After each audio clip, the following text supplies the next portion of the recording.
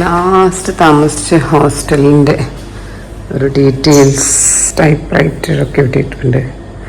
പിന്നെ ഇതൊരു കോമൺ സ്പേസാണ്, ആൾക്കാരൊക്കെ ഇവിടെ ഇരിക്കും ഒക്കെ ചെയ്യുന്നുണ്ടായിരുന്നു. ഇവിടുന്ന് കാണുന്ന വ്യൂ ആണിത്. ഒരു ബ്യൂട്ടിഫുൾ ആയിട്ടുള്ള സീ വ്യൂ. ഒരു കപ്പൽ അവിടെ നിർത്തിയിട്ട് കാണാം, ആൾക്കാർ രാവിലെ ഓടുന്ന കാണാം.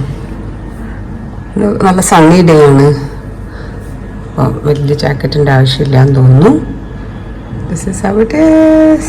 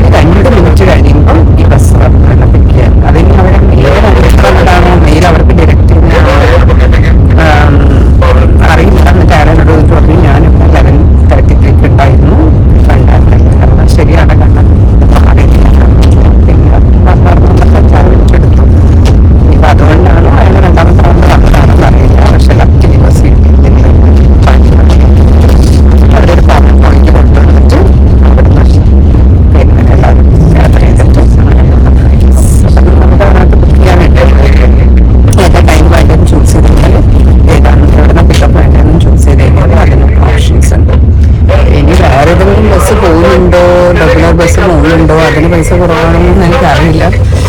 എന്നാൽ ട്രാവൽ ചെയ്ത് ലാസ്റ്റ് ഒരു ദിവസത്തൊക്കെ എത്തിയില്ലേ, ഞാൻ അതിനൊന്നും ഇപ്പം അഡ്വഞ്ചർ ചെയ്യുന്നില്ല. പിന്നെ പണിയുണ്ടായിരുന്നു, അപ്പോൾ അവിടെ ഇരുന്ന് ജോലി ചെയ്ത് ഇപ്പോൾ ഫിനിഷ് ചെയ്തിട്ടാണ് ഞാൻ കയറിയത്. അപ്പം ലാസ്റ്റ് എയർപോർട്ടിലേക്കൊന്നും നമ്മൾ എക്സ്പെരിമെൻറ്റ് ചെയ്ത് കഴിഞ്ഞാൽ ഞാൻ ഇവിടെ സ്റ്റക്കാവും, വേറെ ഒന്നും ചെയ്യാനില്ല. പിന്നെ ഒരുപാട് അങ്ങനത്തെ എന്താ പറയുക, ലോക്കൽ ട്രാൻസ്പോർട്ട് ഉള്ള ഒരു സ്ഥലമല്ല. അപ്പം പൈസ 45 മിനിറ്റ്സിന് 1200 എന്നൊക്കെ പറഞ്ഞാൽ നല്ല പൈസയാണെന്ന് അറിയാം. പിന്നെ എന്താ പറയുക, നമ്മൾ ആലോചിച്ചിട്ട് കാര്യമില്ല. അപ്പം ഞാനത് ബുക്ക് ചെയ്തു. ഇപ്പം ഞാൻ എയർപോർട്ടിലേക്ക് പോകാനാണ്. ബുഡാപെസ്റ്റിലേക്കാണ് കണക്ഷൻ ഫ്ലൈറ്റ് കിട്ടിയത്, കുറച്ച് റീസണബിൾ റേറ്റിന്. Then Budapest to Bangalore. അത് നാളെ കഴിഞ്ഞിട്ട് 7-8 ഡേയ്സിൻ്റെ ഐസ്ലാൻഡ് സ്റ്റേ കഴിഞ്ഞ് ഞാൻ തിരിച്ചു പോവാണ്. ഭയങ്കര ബ്യൂട്ടിഫുൾ ആയിട്ടുള്ള ഒരു കൺട്രി ആയിരുന്നു, ഭയങ്കര ബ്യൂട്ടിഫുൾ ആയിട്ടുള്ള ലാൻഡ്സ്കേപ്പ് ആയിരുന്നു. അപ്പോൾ നമുക്ക് ഓരോ ദിവസവും സൈറ്റ് സീയിങ് എന്ന് പറഞ്ഞിട്ട് ലൈക്ക് ഡെയിലി റൂട്ടിൽ പോകാനുള്ളതുണ്ട്. ഒരു സൗത്ത് സൈഡിലേക്ക് ഒരു ദിവസം, നോർത്ത് സൈഡിലേക്ക് ഒരു ദിവസം. അപ്പോൾ നമുക്ക് ഒരുവിധമുള്ളത് എല്ലാ കാര്യങ്ങളും കവർ ചെയ്യാൻ പറ്റും. അത് ഓരോ ദിവസവും ഇറ്റ്സ് ഓൾമോസ്റ്റ് ലൈക്ക് 12-13 hours ഒക്കെയാണ്. 250 to 300 കിലോമീറ്റേഴ്സാണ് അത് ഔട്ട്സ്കേർട്ടിൽ കവർ ചെയ്യുക. അപ്പോൾ നമ്മൾ പോയി വരുമ്പോഴത്തേനും ഏകദേശം നല്ലോണം ക്ഷീണിക്കും. രാവിലെ പുലർച്ചെ തുടങ്ങി ആ ദിവസം ലേറ്റ് ഈവനിങ് അല്ലെങ്കിൽ ലേറ്റ് നൈറ്റ് വരെയൊക്കെ ഉണ്ടാവും. അതിൻ്റെ ഉള്ളിൽ ഇത്രയും സ്പെസിഫിക് ആയിട്ടുള്ള സ്ഥലങ്ങൾ കവർ ചെയ്യുകയും ചെയ്യും. അപ്പോൾ അങ്ങനെയുള്ള 1-2 ദിവസം പോയതിൻ്റെ ഡീറ്റെയിൽസാണ് ഞാൻ ഇതിന് മുന്നേ ഉള്ള വ്ളോഗിലിട്ടത്. ഒരു ദിവസം ഞങ്ങൾ ഗോൾഡൻ സർക്കിളും ചെയ്തു. അപ്പോൾ ഈ ഒരു ചെറിയൊരു ബാഗും ഞാനുമാണ് ഇത്രയും ദിവസം ട്രാവൽ ചെയ്തത്. ഒരു ഫുൾ ഡേ ട്രിപ്പായിരുന്നു ഗോൾഡൻ സർക്കിൾ എന്ന് പറഞ്ഞ്, ഭയങ്കര ഇമ്പോർട്ടൻ്റ് ആയിട്ടുള്ളൊരു പോയിൻ്റ് ആയിരുന്നു. പക്ഷേ എൻ്റെ കയ്യിൽ അതിൻ്റെ വീഡിയോസ് ഇപ്പം കാണാനില്ല. അപ്പോൾ ഒരു വലിയൊരു വാട്ടർഫോളും പിന്നെ ഒരു ജിയോ തെർമൽ പൂൾ, നമ്മൾ പൂളിൽ പോയാൽ അത് കുറച്ച് ജിയോ തെർമൽ ആണെങ്കിലും കുറച്ച് ഇങ്ങനെ ഉണ്ടാക്കി വെച്ചിരിക്കുകയായിരുന്നു. ഇത് നാച്ചുറലി അപ്പോൾ ഇങ്ങനെ ചൂട് വെള്ളം ഇങ്ങനെ പുറത്തേക്ക് എറിഞ്ഞ് വരുന്നതും അങ്ങനെയൊക്കെ കാണാം. ഭയങ്കര ഒരു നാച്ചുറൽ വണ്ടേഴ്സ് എന്നൊക്കെ പറയുന്നത് അത് അവിടെയായിരുന്നു. ഓരോ സ്ഥലത്തുനിന്ന് ഇങ്ങനെ ഉള്ളിൽ നിന്ന് തന്നെ അത്രയും 100 degree+ ഇങ്ങനെ തെളിച്ച് മറയുന്നതൊക്കെ കാണാം. അപ്പോൾ നമുക്ക് അതിൻ്റെ അടുത്തേക്കൊന്നും പോകാനുള്ള പെർമിഷൻ ഇല്ല. പിന്നെ ഒന്നാണ് ഇത് 80 to 100 degree ടെമ്പറേച്ചറുള്ള ആ ഒരു വാട്ടർ ബോഡി. കുറേ ആൾക്കാർ അതിലേക്ക് എടുത്ത് ചാടി നീന്തി അങ്ങനെയൊക്കെ ചെയ്യുന്ന എന്തൊക്കെയോ അഡ്വഞ്ചറസ് ആക്ടിവിറ്റീസ് ഉണ്ട്. അതൊരു ഗോൾഡൻ സർക്കിൾ എന്ന് പറഞ്ഞ് ഒരു ദിവസം ചെയ്യാൻ പറ്റുന്ന ഒരു റൂട്ടുണ്ട്. അത് ഭയങ്കര ഇമ്പോർട്ടൻ്റ് ആണ്. അതിൻ്റെ വീഡിയോസ് ഞാൻ മിക്കതിലും കവർ ചെയ്തിട്ടില്ല, ഈ ഫോട്ടോസ് മാത്രമേ ഉള്ളൂ. അപ്പോൾ അങ്ങനെ ഓരോ ദിവസത്തെ ടൂറായിട്ട് നമുക്ക് എടുത്തിട്ട് ഐസ്ലാൻഡ് കവർ ചെയ്യാൻ പറ്റും. കുറേയധികം വോൾക്കാനിക് എറപ്ഷൻസിൻ്റെ ഉള്ള കാര്യങ്ങളും അങ്ങനെയുള്ളതൊക്കെ നമുക്ക് അവിടുന്ന് നാച്ചുറലി കാണാൻ പറ്റും. പിന്നെ ലാൻഡ്സ്കേപ്പ് ഭയങ്കര ബ്യൂട്ടിഫുള്ളാണ് കാണാൻ. ആ whole country different kinds of landscape, beautiful waterfalls, geothermal pools, volcanic eruption related. അപ്പോൾ അങ്ങനെ 3 ദിവസം അങ്ങനെയുള്ള ടൂറും പിന്നെ ഞാൻ സിറ്റിയും ഇൻ ആൻഡ് അറൗണ്ടും ഒക്കെ ഒന്ന് നടന്ന് എക്സ്പീരിയൻസ് ചെയ്ത് കുറച്ചും കൂടെ റിലാക്സ്ഡ് ആയിട്ടുള്ള ട്രാവലാണ് എനിക്ക് കുറച്ചുകൂടി ഇഷ്ടം. അപ്പം 2-3 ദിവസം ഞാൻ തന്നെ സ്വന്തം എനിക്ക് കാണാൻ ഒന്ന് സ്വന്തമായിട്ട് തന്നെ ട്രാവൽ ചെയ്ത് സ്വന്തമായി ബസ് കയറി അല്ലെങ്കിൽ അവരുടെ ലോക്കൽ ട്രാൻസ്പോർട്ടേഷൻ എടുത്ത് ആ സിറ്റീനെ ഒന്ന് എക്സ്പീരിയൻസ് ചെയ്യാനുള്ള ഒരു ഓപ്പർച്യൂണിറ്റിയും കൂടെ എക്സ്പ്ലോർ ചെയ്തിട്ടുണ്ടായിരുന്നു. പിന്നെ ത്രൂ ഔട്ട് ഈ 7-8 days ഐസ്ലാൻഡിൽ താമസിച്ചത് എല്ലാ ദിവസവും ഹോസ്റ്റലിലാണ് താമസിച്ചത്. അപ്പോൾ പല തരത്തിലുള്ള ഹോസ്റ്റൽ ഫെസിലിറ്റീസ് സിറ്റി സെൻറ്ററിലാണെങ്കിലും ഔട്ട്സ്കേർട്ടിലാണെങ്കിലും അവൈലബിൾ ആണ്. ഐസ്ലാൻഡ് പോലെ ഇങ്ങനെ ഒരു ഐസൊലേറ്റഡ് ആയിട്ടുള്ള ഒരു സിറ്റിയിൽ ഒരു ഹോസ്റ്റൽ സർവീസൊക്കെ ഇത്ര കാര്യമായിട്ട് ഉണ്ടാവുമെന്നൊന്നും എനിക്ക് അറിയില്ലായിരുന്നു പോയി അവിടെ എത്തുന്നവരെ. പക്ഷേ പോയി എത്തിയപ്പോഴാണ് അങ്ങനെ ഒരു ഓപ്പർച്യൂണിറ്റി ഉണ്ട്. അത് കുറച്ചും കൂടെ ഒരു ബഡ്ജറ്റ് ഫ്രണ്ട്ലി ആയിട്ട് നമുക്ക് താമസിക്കാനൊക്കെ അതുകൊണ്ട് പറ്റുന്നുണ്ടായിരുന്നു. എന്നാലും ട്രാവൽ ചെയ്ത എല്ലാ കൺട്രിയിലും വെച്ചിട്ട് ഏറ്റവും കൂടുതൽ എക്സ്പെൻസീവായ കൺട്രി ഐസ്ലാൻഡ് തന്നെയായിരുന്നു. അപ്പോൾ ഐസ്ലാൻഡും കൂടെ കവർ ചെയ്ത് കഴിഞ്ഞാൽ പിന്നെ പോക്കറ്റ് കാലിയായി തിരിച്ച് വീട്ടിലേക്ക് വരാമെന്നുള്ള അങ്ങനെ എല്ലാത്തൊരു ഓപ്ഷൻ ഇല്ല എന്നുള്ള പോലെയാണ് ഞാൻ തിരിച്ച് വീട്ടിലേക്ക് പുറപ്പെട്ടത്. ഐസ്ലാൻഡ് റിക്യാവിക് എയർപോർട്ടിലാണുള്ളത്. A11 ആണ് എൻ്റെ entry gate. Check in boarding തുടങ്ങുന്നേ ഉള്ളൂ. To Budapest, exit to Iceland. ഇവിടെ വന്ന് ഇറങ്ങുന്നതൊക്കെയുള്ള ഇതാണ് ഐസ്ലാൻഡിൻ്റെ ഒരു മാപ്പൊക്കെ കൊടുത്തിട്ട് ഇതിൽ കൂടി തന്നെയാണ് വന്ന് ഇറങ്ങുന്നതും. പക്കാർഡ് എന്ന് പറഞ്ഞ ഒരു ഷോപ്പിൽ കുറച്ച് നേരമായി ഞാൻ അവിടെ ഇരുന്ന് ഒരു കോഫിയൊക്കെ കുടിച്ച് അവരുടെ ഒരു ബോർഡ് വെൽക്കം എന്ന് പറഞ്ഞിട്ട് ഈ വാട്ടർഫോൾ കാണാൻ നമ്മൾ പോയിട്ടുണ്ടായിരുന്നു. അതിൻ്റെ മുകളിൽ കയറി പോകുന്ന ഓപ്ഷനൊക്കെ ഉണ്ടായിരുന്നു. ഇന്നലെ സൗത്ത് സൈഡിൽ പോയി കണ്ട വാട്ടർഫോളാണിത്. എന്താ അല്ലേ, ഇതുപോലെ തന്നെയായിരുന്നു. പെർഫെക്റ്റ്, ഭയങ്കര ബ്യൂട്ടിഫുൾ ആയിട്ടുള്ളൊരു വാട്ടർഫോളായിരുന്നു. ചുമരിലുണ്ട് കുറേ മുഖങ്ങൾ കാണാനുണ്ട്. എന്താ റെപ്രസെൻറ്റ് ചെയ്യുന്നതെന്ന് അറിയില്ല. ബോർഡിങ് തുടങ്ങിയിട്ടുണ്ട്. ബ്ലൂ ലഗൂൺ ഐസ്ലാൻഡ് എന്ന് പറഞ്ഞിട്ട് ഒരു ട്രിപ്പാണ് അവിടത്തേക്ക്. ഹോട്ട് വാട്ടർ അതിനകത്തൊന്ന് ഡിപ്പ് ചെയ്യാൻ പറ്റുന്നത്. അപ്പോൾ അതുപോലുള്ള വേറൊരു ഹോട്ട് വാട്ടർ ഇതിലാണ് ഞാൻ പോയത്. ബ്ലൂ ലഗൂണിലേക്ക് പോയിട്ടില്ല, ബിക്കോസ് അത് പിന്നെയും ഒരു ദിവസത്തെ ട്രിപ്പാണ്.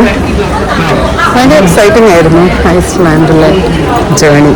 കുറേ എയർ ഹോസ്റ്റസിനൊക്കെ കാണാം.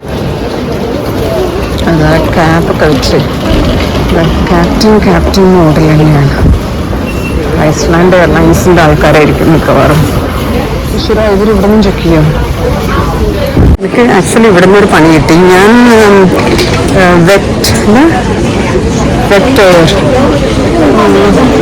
വിസ് എയർ എന്ന് പറഞ്ഞ് അതാണ് ബുക്ക് ചെയ്തത്. ആ എയർലൈൻസിലാണ് ബുക്ക് ചെയ്തത്. അത് ലോ ബഡ്ജറ്റ് എയർലൈൻസ് ആയിരുന്നു. അതിൽ ബുക്ക് ചെയ്തപ്പം അവർ ലോ ബഡ്ജറ്റ് എന്ന് പറയുമ്പം തന്നെ അവരുടെ ഒരു സീറ്റിനല്ലാണ്ട് ബാക്കി സകലിനും പൈസയാണ് എക്സ്ട്രാ.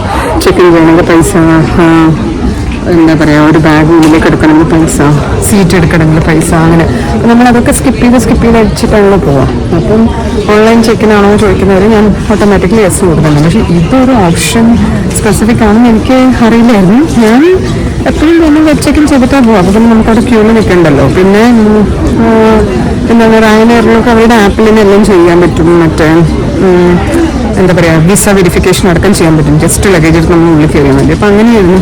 ഇപ്പോൾ വിസയിൽ ഞാൻ ആദ്യമായിട്ടാണ് ട്രാവൽ ചെയ്യുന്നത്. അപ്പം ഞാനിത് ഇന്നലെയൊക്കെ കുറച്ചൊന്ന് ഫുൾ ഡേ പുറത്തൊക്കെ പോയി തിരിച്ചു വന്ന് ഞാനൊന്ന് ഡീലയുടെ ആളെയായി ഈസിയായി. ഞാൻ ഇങ്ങനെയൊന്നും വെബ് ചെക്കിനൊന്നും ചെയ്യാൻ നോക്കിയില്ല. ഞാൻ വിചാരിച്ചു ഇനി നേരത്തെ കാലത്ത് 11:30 ബസ് ബുക്ക് ചെയ്തിട്ടുണ്ട്, 3:30 ഫ്ലൈറ്റ്. അപ്പോൾ എനിക്ക് തന്നെ ടൈമുണ്ട്, ചെയ്തിട്ടില്ലെങ്കിൽ കുഴപ്പമില്ലാന്ന് വിചാരിച്ച് ഞാൻ വന്നു. ഇവിടെ വന്ന് ഇറങ്ങിയപ്പം കിയോസ്ക് കുറേ ഉണ്ടാവുമല്ലോ, അപ്പം ഞാൻ അവിടെ ചെക്ക് ചെയ്തപ്പം വിസയുടെ എനിക്ക് കാണിക്കുന്നേ ഇല്ല. അപ്പം എനിക്ക് ഡൗട്ടായി, ഇത് ഇതിനകത്ത് ബോർഡിംഗ് പാസിൻ്റെ പ്രിൻ്റ് എടുക്കായിരുന്നു. അപ്പം അതില്ല നോക്കിയപ്പോൾ അതിൻ്റെ ഇതിന് മാത്രം ഭയങ്കര ക്യൂ, വേറെ ഒരു എയർലൈൻസിനും ക്യൂ ഇല്ല. അപ്പം ഞാൻ ചോദിച്ചാൽ വിസയുടെ മാത്രം ഇത്രയും ക്യൂ, ഒരുപാട് ക്യൂ. അപ്പം ഞാൻ ആദ്യം നമുക്ക് വെബ് ചെക്കിങ് ചെയ്യാൻ പറ്റുമോ, ഓൺലൈനിൽ ചെയ്യുമായിരുന്നു എന്ന് ചോദിച്ചാൽ ഞാൻ ട്രൈ ചെയ്തു. അപ്പോൾ അത് അലോ ചെയ്യണ്ടായിരുന്നില്ല. പിന്നെ അതിനകത്ത് €1 പേ ചെയ്താൽ വെബ് ചെക്കിന് അലൗഡ് ആണെന്ന് പറഞ്ഞിട്ടൊരു സൈറ്റ് ഉണ്ട്. ഞാൻ അത് €1 പേ ചെയ്തു. പേ ചെയ്യാൻ വെച്ചാൽ കാർഡിൻ്റെ ഡീറ്റെയിൽസ് ഒക്കെ ഇട്ടു, പക്ഷെ അതും ഡിക്ലൈനിങ് ആണ്.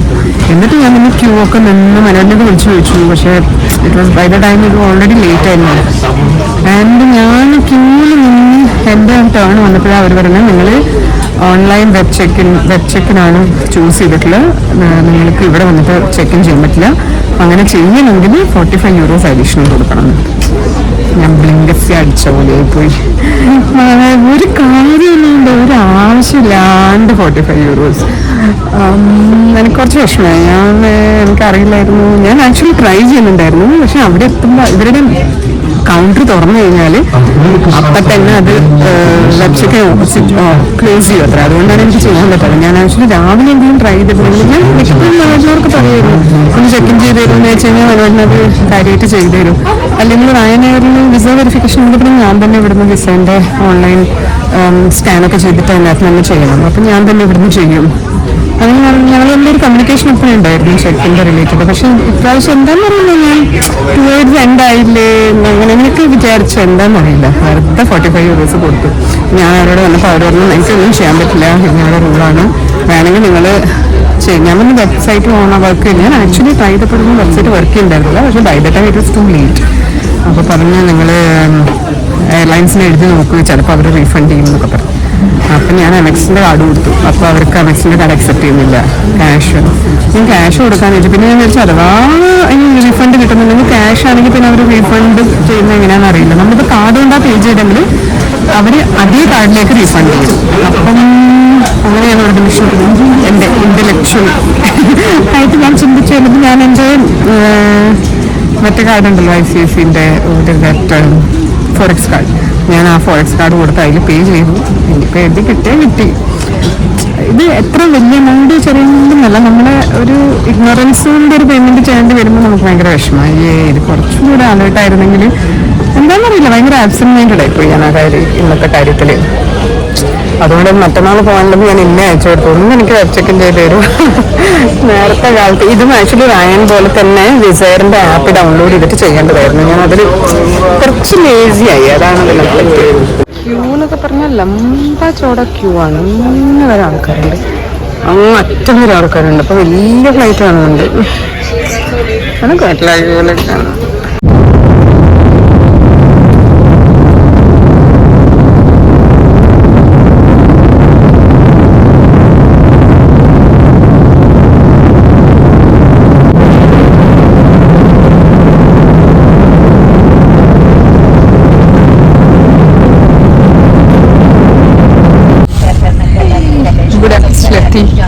എയർപോർട്ടിൽ ഞാൻ എടുക്കാൻ മറന്നു വീഡിയോ. ഒന്നും നടന്നില്ല, പുറത്തോട്ട് കാണിക്കാം.